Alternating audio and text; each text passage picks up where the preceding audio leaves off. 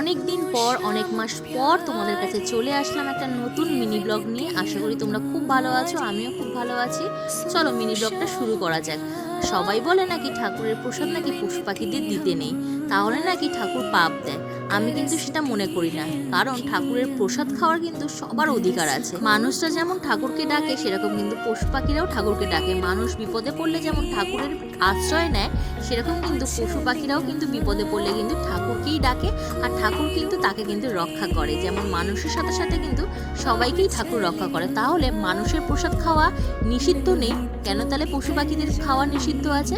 তাই মানুষের যেমন অধিকার আছে, সেরকম পশু পাখিরও কিন্তু সেম অধিকার আছে, সেটা আমি মনে করি। কজনে মনে করে সেটা আমি জানি না। আর ভগবান কিন্তু মানুষ রূপে কম আর পশু পাখি রূপে কিন্তু বেশি কিন্তু আসে ভক্তদের কাছে পরীক্ষা নিতে, যে তাকে কিভাবে কি করছো।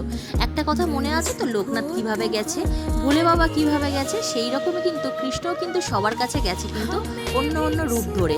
যারা যারা একাদশী করে তারা তো সকলেই জানে যে একাদশী পরে কিন্তু নিয়মভঙ্গের পালা আসে, আর নিয়মভঙ্গের পালার সময় কিন্তু একটু গোবিন্দকে প্রসাদ দিতে হয়।